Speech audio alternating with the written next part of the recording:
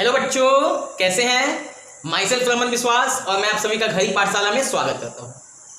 तो आज हम लोग क्लास 10th का acid base and salt study करने वाले हैं।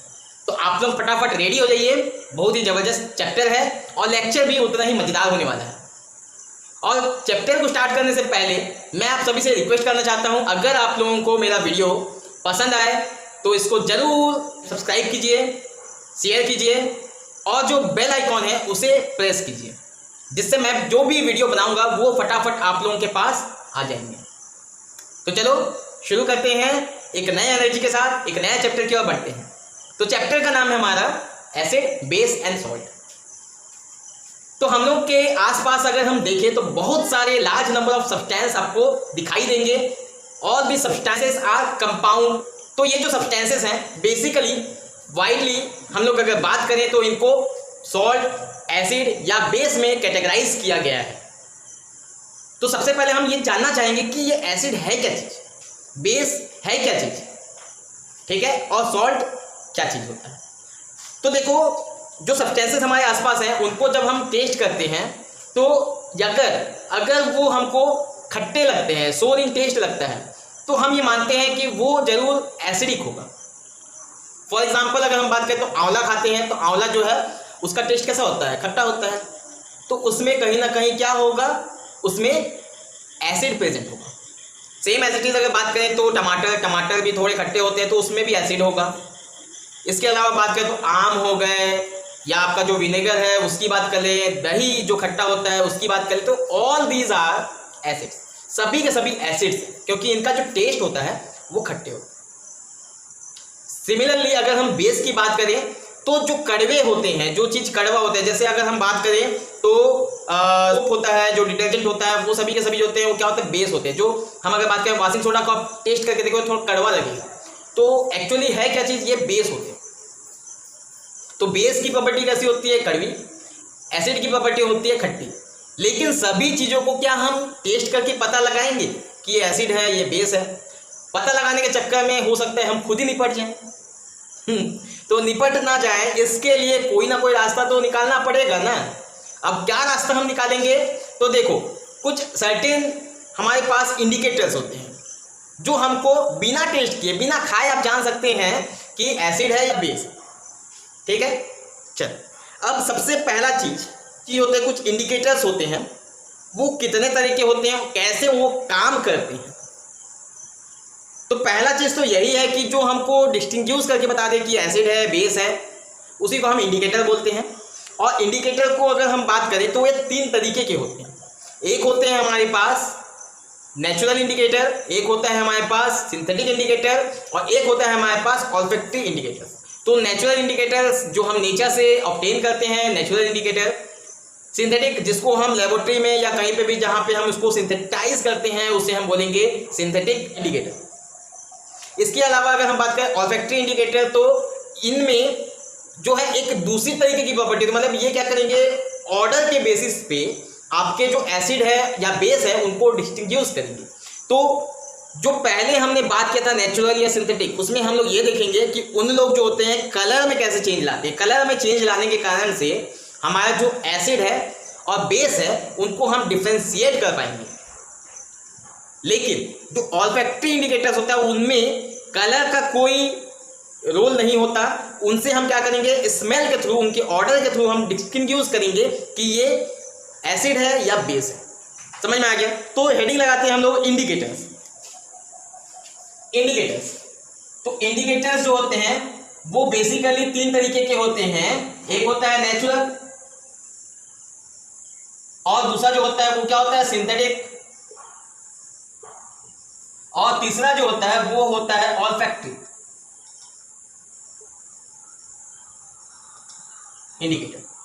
ये तीन तरीके के इंडिकेटर होते हैं। तो ये जो नेचुरल और सिंथेटिक है इनमें हम जो है बेसिकली जो होते हैं ये distinguish by change in colour. They distinguish acid and base by change in colour. ये क्या करते हैं, कलर में चेंज लाते हैं और उसके अकॉर्डिंग हम क्या करते हैं, पता लगाते हैं कौन एसिड है कौन बेस है। और ये इनका जो काम होता है, they distinguish acid and base on the basis of their odour. यह स्मेल जो है कॉमन लैंग्वेज में ऑर्डर को स्मेल बोला जाता है, तो स्मेल। ठीक, अब यहां पे देखो खास बात क्या होगा, नेचुरल की अगर हम बात करें तो नेचुरल मतलब obtained from nature, these are obtained from nature. और सिंथेटिक क्या होंगे, they prepared in lab, they are man made and prepared in laboratory. ठीक है, और यहां पे अगर हम बात करें ऑल्फैक्टरी, दिस में भी नेचुरल, दिस में भी, यह नेचुरली होते हैं, दिस ऑलवेज नेचुरली होता है, नेचुरल। ठीक है, चल इतनी बातें हमको समझ में आ गया। वन बाय वन हम लोग देखते हैं कि कैसे कलर में चेंज लाके जो है हमारे नेचुरल और सिंथेटिक जो इंडिकेटर्स है कैसे हमको बताएंगे कि ये एसिड है या कोई सब्सटेंस जो है वो बेस है। ठीक है, तो अगला आइडिया लिखेंगे, how indicators distinguish acid and bases indicator कैसे जो है एसिड और बेस को डिस्टिंग्विश करता है उसके बारे में हम लोग यहाँ पे चर्चा करने वाले हैं। तो ये बहुत ही इंपॉर्टेंट टॉपिक हो जाता है क्लास 10 के लिए, क्योंकि बहुत सारे क्वेश्चन जो है इसी कलर में जो चेंजेस आ रहे हैं उसके अकॉर्डिंग पूछ लिए जाते हैं। तो यहाँ पे पहले हम लोग यहाँ पे लिखेंगे नेचुरल इंडिकेटर्स। तो कुछ नेचुरल इंडिकेटर्स जो है उनका नाम लिखेंगे, उनका ओरिजिनल कलर क्या होता है, और उसके बाद फिर acid, colour with acid, and फिर हम लोग लिखेंगे कलर विथ बेस, बेस के साथ उनका कलर कैसा होगा। तो ये देखो हमने यहाँ पे 3 कॉलम बना दिए, 4 कॉलम, सॉरी ये भी एक कॉलम है, 1 2 3 4 कॉलम हमारे पास है। तो नेचुरल इंडिकेटर में सबसे पहले हम लिटमस की बात करेंगे। तो लिटमस के लिए देखो यहाँ पे थोड़ा सा लिटमस के बारे में जानकारी भी हम लोग साथ ही साथ लेते चलेंगे। तो लिटमस एक्चुअली है क्या चीज, लिटमस इज अ इंडिकेटर या नेचुरल इंडिकेटर बोल सकते हैं, natural, which is obtained from lighting. देखो लिटमस जो होता है उसका 2 फॉर्म में हम लोग यूज करते हैं, एक तो सॉल्यूशन होता है, एक पेपर के फॉर्म में हम लोग को मिलता है मार्केट में। तो ये जो होता है बेसिकली इसको हम लोग लाइकेन नाम के प्लांट से ऑब्टेन करते हैं, उसका जूस निकालते हैं सॉल्यूशन के फॉर्म में, वो हमारे पास मार्केट में मिलता है, या फिर पेपर, उसके छोटे छोटे पेपर हमारे पास आते हैं जिसे हम लिटमस पेपर के नाम से जानते हैं, वो मार्केट में हमारे पास आता है।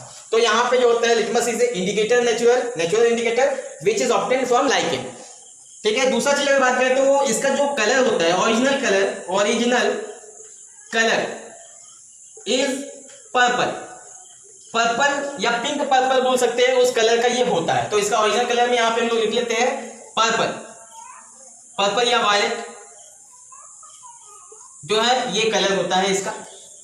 अब कलर विथ एसिड में जैसे ही हम लोग इस लिटमस को मिलाएंगे, ऐड करेंगे, तो इसका जो कलर है वो रेड कलर में कन्वर्ट हो जाता है, और जैसे ही हम उसको बेस में मिलाएंगे तो ये जो है ब्लू कलर में कन्वर्ट हो जाता है।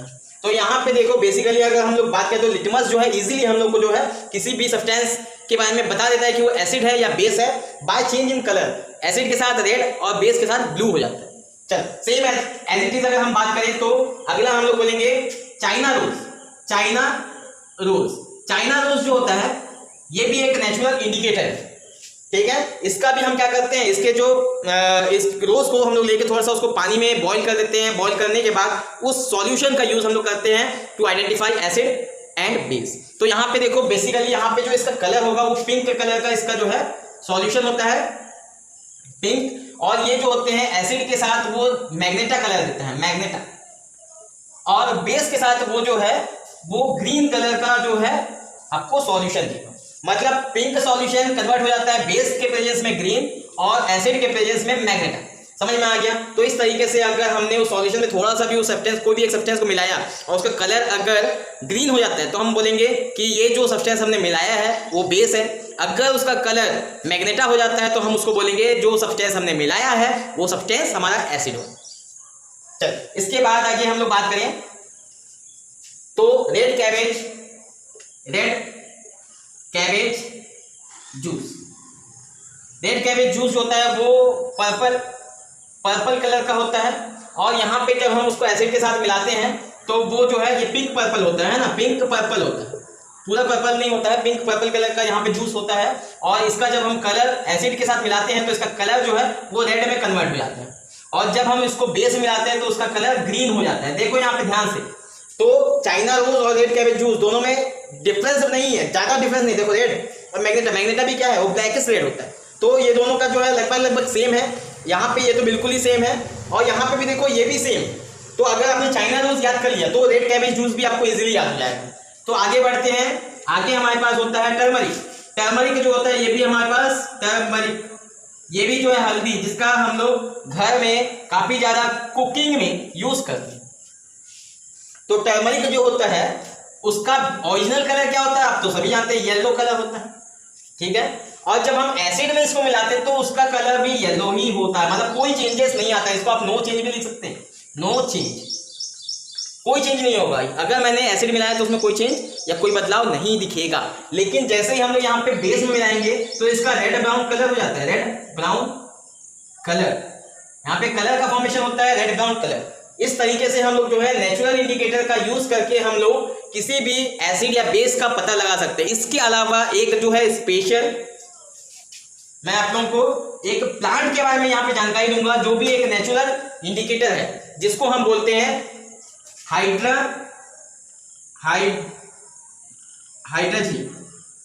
हाइड्राजिया जो है। ये एक हमारे पास एक प्लांट होता है, फ्लावरिंग प्लांट होता है, this is a flowering plant. अब ये प्लांट का खासियत क्या होता है पता है, इसको जिस सॉइल में हम लोग रखेंगे, अगर सॉइल एसिडिक है, जिस सॉइल में हम लोग इस प्लांट को ग्रो करेंगे वो सॉइल अगर एसिडिक है तो इसमें जो कलर, जो फ्लावर का जो कलर होगा, जो फ्लावर वहां से निकलेंगे, इस प्लांट का जो फ्लावर होगा, उस फ्लावर का जो कलर होगा वो ब्लू कलर का होता है, दैट इज ब्लू कलर। तो यहाँ पे सॉइल, अगर सॉइल एसिडिक है तो यहाँ पे फ्लावर जो बनेगा वो ब्लू कलर के फ्लावर्स होंगे, ब्लू कलर। और अगर इसको हमने में इसको ग्रो करवाया जिसका की नेचर बेसिक है तो वहां पे बेसिक सॉइल में फ्लावर होंगे, वो खिलेंगे तो उसका कलर रेड कलर होता है। तो रेड फ्लावर कौन से कलर के होंगे, रेड कलर फ्लावर, ठीक है। तो बहुत ही अमेजिंग टाइप का एक प्लांट है हाइड्राजिया, जिसका फ्लावर जो है अकॉर्डिंग टू द सॉइल उसका कलर, फ्लावर के कलर चेंज होते हैं, ठीक है। तो ये हमने कुछ नेचुरल इंडिकेटर्स के बारे में बात किया, आप इसको नोट कर लीजिए। सिंथेटिक इंडिकेटर्स, ध्यान से देखेंगे। सिंथेटिक इंडिकेटर्स में हमारे पास दो फेमस होते हैं, इन्हीं के बारे में हम बात करेंगे। पहला जो होता है वो होता है हमारे पास मिथाइल ऑरेंज। तो इसका ओरिजिनल कलर जो होता है वो ऑरेंज कलर का होता है, ओरिजिनल जो कलर होता है वो ऑरेंज होता है। और जब वो एसिड के साथ हम लोग उसको मिलाते हैं तो इसका जो कलर है वो होता है रेड ब्राउन कलर का, ये सॉल्यूशन देता है, रेड कलर होता है, रेड ब्राउन कलर ये हमको देता है। और जब हम इसको बेस में मिलाते हैं तो ये हमको येलो कलर देता है, येलो। अच्छा, इसको कैसे याद रखें, तो देखो अभी थोड़ी देर पहले मैंने आपको टर्मरिक के बारे में बताया था। टर्मरिक जो होता है खुद येलो होता है, एसिड में भी येलो और बेस में रेड ब्राउन।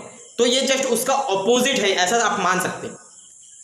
यहाँ पे देखो कलर विद एसिड, उसमें क्या था येलो, इसमें क्या है रेड ब्राउन, और इसमें देखो बेस के साथ येलो, उसमें क्या था रेड ब्राउन। तो ये जस्ट उसका ऑपोजिट होता है, तो ऐसे हम लोग इसको याद कर सकते हैं। दूसरा जो होता है हमारे पास फिनोफ्थलीन जो होता है, इसका जो होता है ओरिजिनल कलर वो होता है colourless, this is a colourless liquid, कोई इसका कलर नहीं होता। हाँ, लेकिन एसिड के साथ जब भी हम इसको मिलाएंगे तो इसका कोई जो है, इसमें कोई चेंजेस नहीं आएगा, मतलब इसमें भी जो है एसिड के साथ भी जो है इसका कलर लेस ही रहता है, कलरलेस। एसिड के साथ भी इसमें कोई चेंजेस नहीं आएगा, इसका जो कलर होगा वो कलरलेस होगा। लेकिन जब हम बेस के साथ मिलाएंगे तो इसका जो कलर होता है वो पिंक कलर में कन्वर्ट होने लगता है। मतलब फिनोल्फ्थालीन का केवल एक कलर याद रखना है, पिंक, और वो भी कब, बेस में मिलाने के बाद। बेस में मिलाते हैं तो पिंक कलर होता है, उसके अलावा कोई कलर है ही नहीं। और पी, ये पी, फिनोल्फ्थालीन, पिंक, देखो कितना मैचिंग है। तो इस तरीके से हम लोग इजीली इस जो हमारे पास इंडिकेटर है उसका जो कलर है उसको हम याद भी रख सकते हैं। तो आगे हम लोग बात करते हैं कुछ ऑल्फैक्टरी इंडिकेटर्स, ठीक है। तो ऑल्फैक्टरी इंडिकेटर्स ऑल्फैक्टरी इंडिकेटर्स में अगर हम बात करें तो देखो यहाँ पे पहला जो है हम लोग बात करेंगे यहाँ पे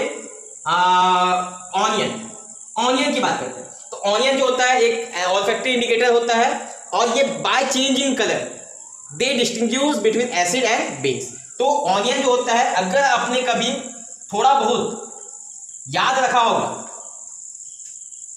तो आपको पता होगा, सलाद वगैरह जब खाते हैं उसमें प्याज होता है, ऑनियन होता है, उसमें अगर हमने नींबू का रस मिला दिया, नींबू का रस खट्टा होने के कारण हमको पता चलता है वो एसिड है। मतलब ऑनियन के साथ हमने क्या मिलाया, हमने नींबू का रस मिलाया, एसिड मिलाया। अब क्या होगा, उसका जो ऑनियन का जो स्मेल होता है वो बढ़ जाता है, इंक्रीज हो जाता है और ज़्यादा तेज हो जाता है। तो इसका मतलब ये हुआ कि एसिड के कांटेक्ट में आने पर जो प्याज है, प्याज का स्मेल बढ़ जाता है। अगर वही चीज़ हमने क्या किया, कुछ बेस के साथ मिलाया, जैसे हम लोग बेकिंग सोडा अगर अपनी प्याज में मिलाया तो प्याज का जो स्मेल होता है वो वैनिश हो जाता है, खत्म हो जाता है। मतलब प्याज का जो स्मेल था बेस के प्रेजेंस में खत्म, एसिड के प्रेजेंस में और ज़्यादा एनहेंस हो जाता है, बढ़ जाता है, ठीक है। तो यहाँ पे हम लोग वही लिखेंगे ऑनियन, तो बाय ऑर्डर, यहाँ पे तो पहला जो है ऑर्डर, इसका जो है ऑर्डर, बाय ऑर्डर जो है ये डिस्टिंग्विश करता है। तो एसिड के साथ ऑर्डर या स्मेल इंक्रीज हो जाएगा, और यहाँ पे स्मेल वैनिश हो जाएगा, ठीक है।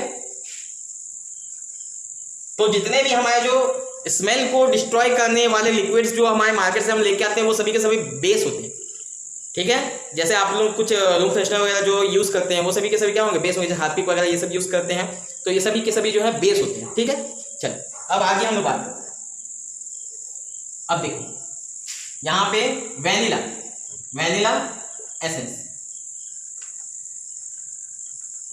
वैनिला एसेंस की बात करें तो ये भी जो है सेम यही काम करता है जो ऑनियन करता है। इसका जो स्मेल होता है वो एसिड के प्रेजेंस में इंक्रीज हो जाएगा और बेस के प्रेजेंस में स्मेल डिक्रीज हो जाएगा या वैनिश हो जाएगा। समझ में आ गया। तो इस तरीके से हमारे पास सभी को, इन सभी इंडिकेटर का यूज करते हुए हम एसिड और बेस को डिस्टिंग्विश कर सकते हैं। ऑल्फैक्टरी इंडिकेटर्स का यूज कहाँ है, सबसे बड़ी बात यह है कि ऑल्फैक्टरी इंडिकेटर का यूज हम लोग कहाँ करते हैं। सपोज मान लो कोई एक ब्लाइंड पर्सन है और उसको कुछ एक्सपेरिमेंट करना हो, एसिड के बारे में जानना हो, बेस के बारे में जानना हो, तो कलर तो देख नहीं सकता। उस कंडीशन में वो क्या करेगा, ऑल्फैक्टरी इंडिकेटर का यूज करेगा। समझ में आ गया। ऑल्फैक्टरी का इंडिकेटर का यूज करके वो पता लगा लेगा कि कौन सा एसिड है और कौन सा बेस है। तो चलो यहाँ तक हमने समझ लिया। इसके अलावा एक बहुत ही खास जो क्वेश्चन है वो मेरे को याद आ रहा है। सपोज मान लेते हैं कोई एक क्वेश्चन है, कोई एक पर्सन खाते खाते उसने क्या किया, सब्जी जो है उसने अपने सट में गिरा दिया, ठीक है, सब सट में गिरा दिया, खाते खाते सब्जी जो है उसके सट में गिर दिया। अब गिरने के बाद वो क्या करेगा, उसको धोएगा। अब धोने के लिए उसके पास अगर उसने वॉशिंग सोडा वगैरह यूज़ किया, वॉशिंग सोडा या सोप जो है उसको यूज़ किया, वो सभी के सभी क्या होते हैं, बेस होते हैं। तो बेस का यूज़ किया तो उसके ऊपर क्या हो जाएगा, रेड ब्राउन कलर में कन्वर्ट हो जाएगा। जो सब्जी होता है उसमें क्या होता है, टर्मरिक होता है। क्या होता है, टर्मरिक। और टर्मरिक जो होता है वो क्या करता है, बेस के कांटेक्ट में आने के बाद रेड ब्राउन कलर में कन्वर्ट हो जाता है। मतलब अगर मान लो सब्जी वगैरह गिर जाता है तो उसके दाग को मिटाने के लिए आपको एसिड की जरूरत पड़ेगी, ना कि बेस। तो इस तरीके से क्वेश्चन जो है पूछे जाते हैं। चलो, इंडिकेटर के बारे में हमने स्टडी कर लिया। अब हम लोग आगे बढ़ते हैं, एसिड के बारे में समझने की कोशिश। देखो एसिड, तो पहला जो है कुछ जनरल कैरेक्टरिस्टिक्स हम लोग इसके बारे में बात करेंगे। तो पहला तो आप लोगों को ऑलरेडी मैंने बता दिया है कि एसिड जो होते हैं वो सोर इन टेस्ट होते हैं। तो यहां पे पहला जो जनरल कैरेक्टरिस्टिक्स होगा तो एसिड्स आर सोर इन टेस्ट, ठीक। दूसरा अगर हम लोग बात करें तो acids conduct electricity in their solution. इनके सॉल्यूशन में हम देखेंगे कि ये इलेक्ट्रिसिटी को कंडक्ट करता है। और ये इलेक्ट्रिसिटी को कंडक्ट क्यों करते हैं, क्योंकि इसके आयंस में कन्वर्ट होते हैं। वो बाद की बातें बाद में देखेंगे, ठीक है। तीसरी अगर हम लोग बात करें तो acids gives H+ ion, acid gives H plus ion. चौथा अगर हम लोग बात करें तो acid turns blue litmus to red, blue litmus to red. ये सभी के सभी देखो पॉइंट ऑलरेडी हमने डिस्कस कर लिए हैं, सभी के सभी। यहाँ पे एक पॉइंट हमारे पास बस ये आता है कि H प्लस आयन क्या है, ये फंडा क्या है, इसको समझने की कोशिश थोड़ी देर में करेंगे, ठीक है। ऐसे ही अगर हम लोग बात करें तो इसमें हम लोग कुछ बेस के कैरेक्टरिस्टिक्स को हम लोग थोड़ा समझ लेते हैं। तो बेस के जो कैरेक्टरिस्टिक्स है उसको भी थोड़ा साथ ही साथ नोट कर लेते हैं। तो यहाँ पे बेस की अगर बात करें तो they are bitter in taste, they are bitter in taste, bitter in taste. दूसरी अगर हम लोग बात करें तो they also conduct electricity in their solution just like acid, they also conduct electricity in their solution just like acids. भाई acids के जैसा ये भी इलेक्ट्रिसिटी क्या करेंगे, कंडक्ट करेंगे। तीसरा यहाँ पे जो है H प्लस था तो यहाँ पे base gives OH negative ions. देखो धीमे धीमे आप लोगों को समझ में आने लगेगा एक्चुअली है क्या चीज। मेन फंडा तो यहीं पे इसी लाइन में छुपा हुआ है, ठीक है, धीरे धीरे समझ में आएगा। और जो चौथा जो पॉइंट है वो है base turn red litmus to blue, base turns red litmus to blue. तो भैया इतना समझ में आ चुका है, ये सभी पॉइंट हमने डिस्कस ऑलरेडी कर लिया है। दो पॉइंट है जिसके बारे में हम यहाँ पे आगे चर्चा करेंगे, इसको नोट कर लीजिए। एसिड और बेस को डिफाइन करने के लिए हमारे पास एक कॉन्सेप्ट है जिसको कि हम लोग बोलते हैं आर्हेनियस कॉन्सेप्ट, जिसके थ्रू हम एसिड और बेस को अच्छे से समझ सकते हैं। तो यहाँ पे ध्यान से लिखेंगे, मैं यहाँ पे लिखने वाला हूं Arrhenius concept of acid and base. तो ये देखो महान आर्हेनियस का कहना था कि भाई एसिड और बेस को उसमें कुछ एक सर्टेन प्रॉपर्टी होती है जिस कारण से एसिड जो है उसकी कैरेक्टरिस्टिक्स थोड़ी सी डिफरेंट होती है बेस। तो इसको कैसे डिफाइन किया उन्होंने, दोज एसिड के लिए देखो सबसे पहले एसिड उनके लिए आर्हेनियस ने बताया those which gives H plus ions in their aqueous, वो एक्वस दिख ही नहीं रहा, aqueous solution, those which gives H plus ion in their aqueous solution are acids। अब इसके एग्जांपल की बात करें तो कुछ सर्टेन एग्जांपल ले लेते हैं। पहला जो है HCl हो गया, अगर इसका ब्रेक हुआ एक्वस सॉल्यूशन हुआ, प्लस H2O की बात करें प्लस H2O वाटर में हमने इसको डिसॉल्व कर दिया तो ये कुछ ऐसे कन्वर्ट हो जाते हैं H3O plus plus Cl minus. या इसको अगर हम बात करें तो कुछ ऐसा भी हम इसको लिख सकते हैं। देखो यहाँ पे HCl ये एक्वस लिख दिए और यहाँ पे H प्लस लिख दिए प्लस यहाँ पे Cl माइनस। तो यहाँ पे बेसिकली यहाँ पे H प्लस से हमको मतलब है और दोनों का सेंस एक ही है, घबराना मत भाई। H3O प्लस लिखा हो H प्लस लिखा हो दोनों का मतलब एक ही है। क्या मतलब है, अगर हम बात करें तो H2O है प्लस H प्लस आ गया, दोनों आपस में कंबाइन हो गए तो H3O प्लस हो गया। देखो 3 H हो गए ना, तो H3O और इसके ऊपर जो चार्ज था वो इसके ऊपर आ गया तो H3O प्लस बन गया। कुछ और नई बात नहीं है, ये भी जो है HCl से H निकल रहा है, यहाँ पे भी HCl से H ही निकल रहा है, ठीक है। तो कोई खास बात इसमें नहीं है। तो यहाँ पे हम लोगों ने देखा कि जो भी H प्लस देते हैं वो सभी के सभी क्या होते हैं, एसिड के कैटेगरी में रखे जाते हैं। अब देखो हमारा जो लिटमस था वो कलर चेंज करता था ब्लू से रेड। अब ये जो लिटमस है वो इस H को देख के चेंज करता था कलर, H को देख के, H प्लस को देख के, ना कि Cl माइनस को देख के वो कलर चेंज नहीं करता, वो H प्लस को देख के कलर चेंज करता है। अगर H प्लस निकला तो ब्लू से रेड हो जाएगा, अगर H प्लस नहीं निकला तो वो ब्लू का ब्लू ही रहेगा। समझ में आ गया। चल अब यहाँ पे और एग्जांपल की बात करें तो एक सेकंड एग्जांपल भी ले लेते हैं, H2SO4। इसका एक्वस करेंगे तो यहां से भी सेम वही निकलेगा, H प्लस और प्लस H2SO4 है ना, तो SO4 माइनस। तो ये देखो यहां से भी हमको बेसिकली क्या मिला, H प्लस मिला। और एग्जांपल देख लेते हैं, तीसरा HNO3, इससे भी हमको क्या मिलेगा, H plus plus NO3 minus. तो यहां से भी हमको क्या मिला, H प्लस। तो सभी में अगर हम देखें तो कॉमन यही चीज है कि H+ आयन जो देते हैं एक्वस सॉल्यूशन में उसको हम क्या बोलते हैं, एसिड। तो ये आर्हेनियस का कॉन्सेप्ट था।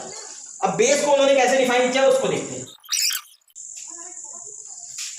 Base, those which gives OH minus ions in their aqueous solution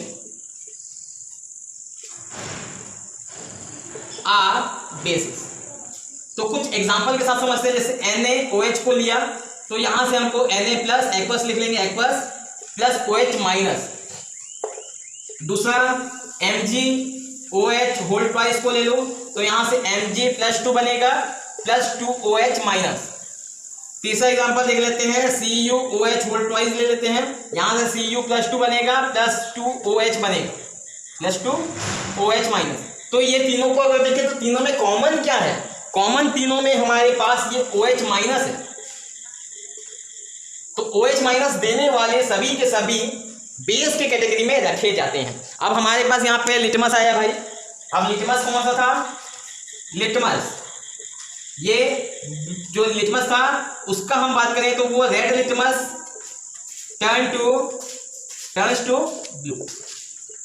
अब ये जो है रेड लिटमस जो है वो ब्लू में कन्वर्ट हो जाता है, लेकिन ये कैसे कन्वर्ट होता है, इस OH को देख के रेड से ब्लू हो जाता है। समझ में आ गया। तो बेसिकली यहाँ पे OH जो है वो रिस्पॉन्सिबल होता है इस लिटमस के रेड से ब्लू होने के कारण।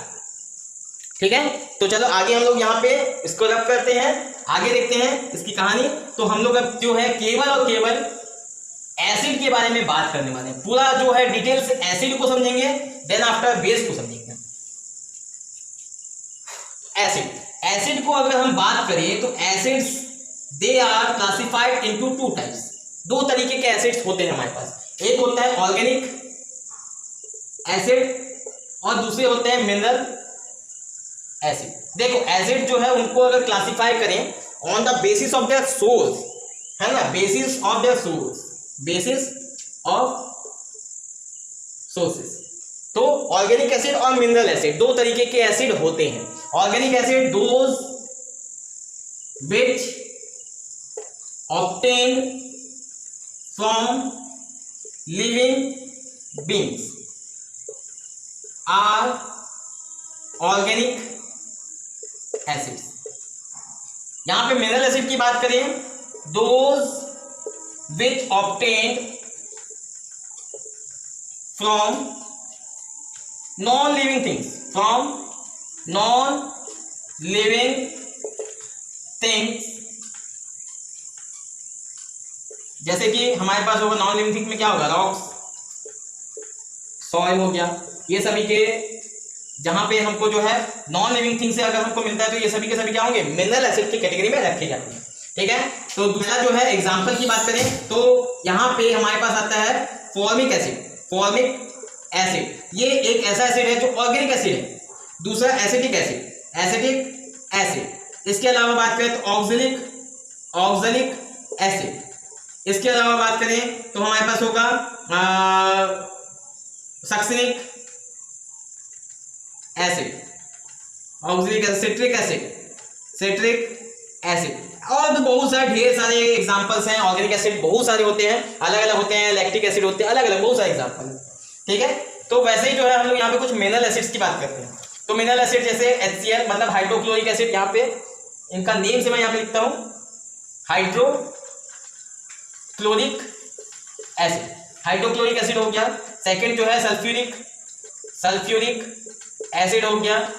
तीसरा हम लोग बोलेंगे नाइट्रिक एसिड हो गया।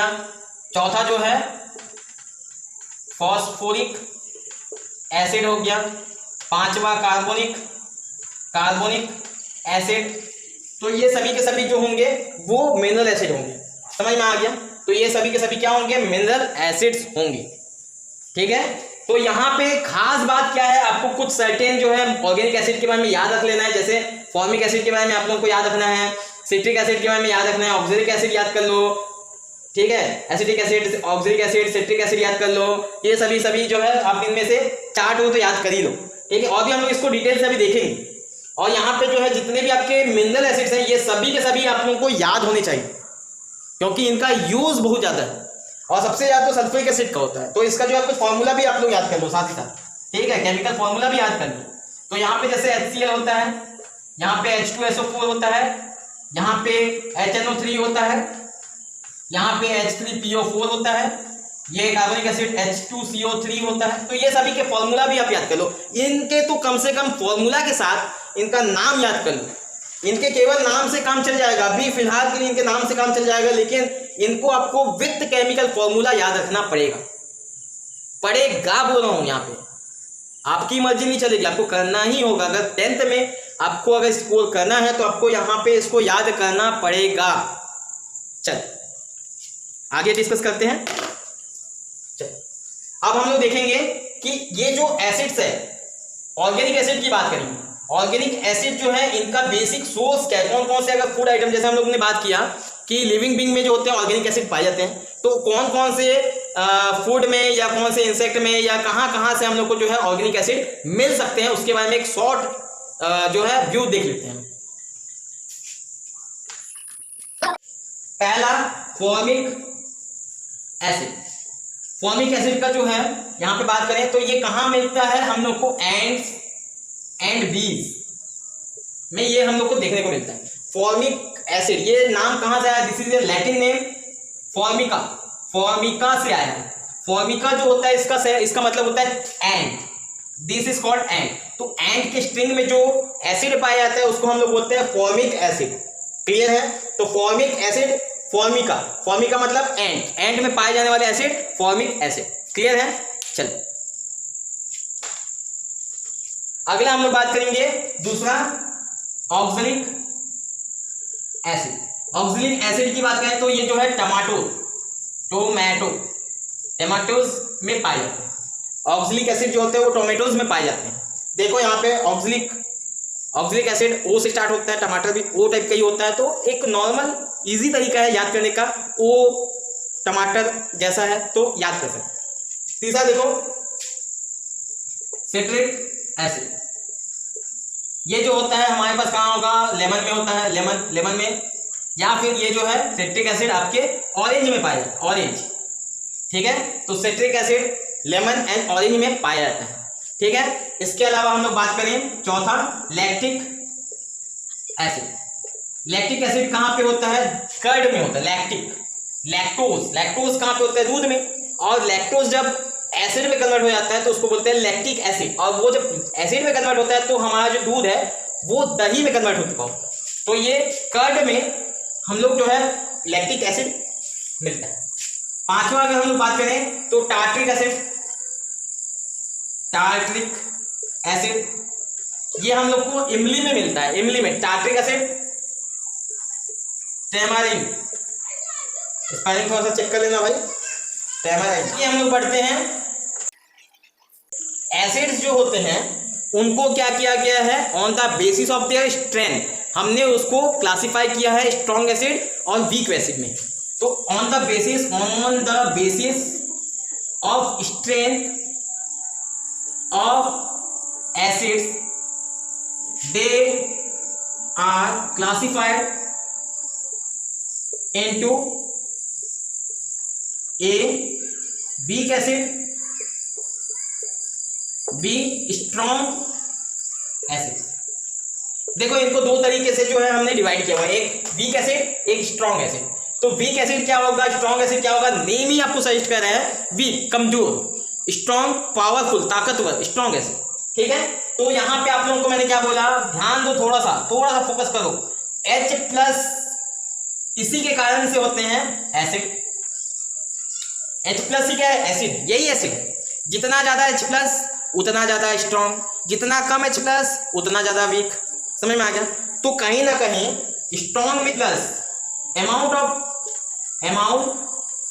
ऑफ H+ इज मोर, और यहां पे हम बात करें तो amount of H+ is less. दोनों के बीच में जब कंपेयर करेंगे तो यहाँ पे H+ का जो अमाउंट होगा वो कम होगा तो वीक कहलाएगा, जहां पे H+ का अमाउंट ज्यादा होगा उसको हम स्ट्रॉन्ग बोलेंगे। ठीक है, अब इसको समझते हैं थोड़ा सा। सपोज मान लो मेरे पास दो एसिड है,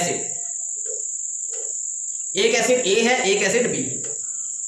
अब ये जो है ग्राम मैंने लिया, कितना ग्राम, 100 ग्राम, ये भी 100 ग्राम। इसका दोनों का जो है रिएक्शन हुआ, रिएक्शन वाटर में हमने इसको डिसॉल्व किया, रिएक्शन हुआ, रिएक्शन, तो A प्लस H2O, तो ये किस में होगा, A जो है वो कन्वर्ट हो जाएगा A, अच्छा इसको ऐसा कर लेते हैं, AH कर लेते हैं, AH BH कर लेते हैं, ताकि हम लोग को और इजीली समझ में आए। A माइनस और प्लस H प्लस में कन्वर्ट होगा, ठीक, बहुत बढ़िया। और यहाँ पे जो है B माइनस और H प्लस में ये भी कन्वर्ट हो रहा है भाई, तभी तो ये एसिड है। चलो, लेकिन यहाँ पे हमने क्या किया था, यहाँ पे ग्राम लगा के इसको मॉलिक्यूल कर लेते हैं, मॉलिक्यूल, मॉलिक्यूल्स के बेसिस पे ज़्यादा अच्छे समझ में आएगा। 100 मॉलिक्यूल हमने लिए और यहाँ पे जो रिएक्शन हुआ, मतलब टूटने का काम हुआ, इस तरीके से जो टूटा वो 100% होता है, 100%, मतलब 100 मॉलिक्यूल लिए तो 100 के 100 टूट के A माइनस और H प्लस बना लेंगे, ये रिएक्शन होगा। यहाँ पे अगर हमने 100 मॉलिक्यूल लिए हैं तो यहाँ पे इसका कुछ 20% हुआ, मान के चलिए 100% नहीं हुआ, मतलब 100 मॉलिक्यूल का 20 मॉलिक्यूल इस तरीके से कन्वर्ट हो गए और बाकी जो बचे हुए 80 मॉलिक्यूल वो कुछ ऐसे ही पड़े हुए हैं, समझ में आ गया। तो इस तरीके का जो होगा 20 मॉलिक्यूल होगा और इस तरीके का 80 मॉलिक्यूल। तो 100 मॉलिक्यूल लिए थे, 20 मॉलिक्यूल ऐसे हो गए और 80 मॉलिक्यूल ऐसे रह गए। अब खुद बताओ H प्लस जा रहा कहाँ, H प्लस तो यहाँ पे दिखाई दे रहा है, तो यहाँ पे 100 मॉलिक्यूल ऐसे थे, 100 हो गए, 100% तो 100 हो गए और ये 0 हो गए, 0 मॉलिक्यूल ऐसे होंगे क्योंकि टोटल तो 100 था, तो 100 में से पूरे के पूरे ऐसे हो गए तो 0 ऐसे होंगे, ठीक है। तो यहाँ पे देखो H प्लस की नंबर अगर हम बात करें तो H प्लस का नंबर यहाँ पे 100 है, यहाँ पे H प्लस की बात करें तो यहाँ पे H प्लस कितने 20 है, समझ में आ गया।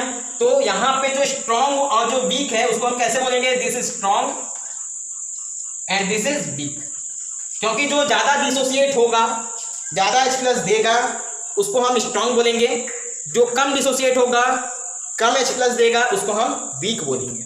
तो इस तरीके से हम लोग एसिड को वीक एसिड और स्ट्रॉन्ग एसिड के में कैटेगराइज करते हैं। अब हम लोग के पास कुछ example, strong acid and weak acids, देखो आप ध्यान से देखेंगे, स्ट्रॉन्ग एसिड में कुछ एग्जांपल यहाँ पे लिखता हूँ जिससे आप लोगों को क्लियर हो जाएगा। पहला जो है HCl, दूसरा H2SO4, तीसरा H3PO4, चौथा HNO3, पांचवा HNO2, सिक्स्थ H2CO3, सातवां HCOOH, आठवां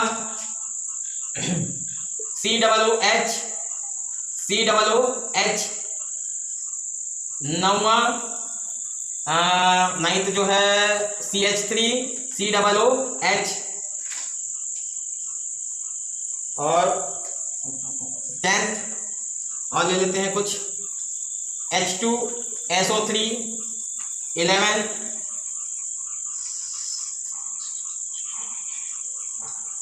HI, 12 HBr, 13 HClO, 14 HClO3।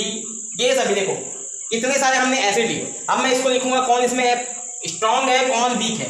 ये स्ट्रॉन्ग है, ये स्ट्रॉन्ग है, ये स्ट्रॉन्ग है, ये भी स्ट्रॉन्ग है, ये भी स्ट्रॉन्ग है, ये वीक है, ये वीक है, ये भी वीक है, ये भी वीक है, ये स्ट्रॉन्ग है, ये वीक है, स्ट्रॉन्ग है, ये स्ट्रॉन्ग है, ये स्ट्रॉन्ग है,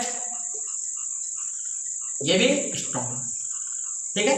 अब देखो हमने क्या किया, सभी को क्लासिफाई कर दिया भाई। देखो ये स्ट्रॉन्ग स्ट्रॉन्ग, ये स्ट्रॉन्ग, ये सभी को मैंने यहाँ पे बताया, लेकिन मैं पहचाना कैसे, how I identify strong and weak acid. ध्यान देने वाली बात सबसे ज्यादा है कि जितने भी कार्बन के एसिड्स होते हैं वो सभी के सभी वीक होते हैं। इतना ही बस आपको याद रखना है, कार्बन के जो एसिड्स होते हैं वो वीक होते हैं, ठीक है। जितने भी कार्बन के एसिड्स होंगे वो वीक होंगे। तो यहाँ पे देखो कहीं पे कार्बन प्रेजेंट है क्या, H है और Cl है, कार्बन नहीं है, मतलब ये क्या है, स्ट्रॉन्ग है।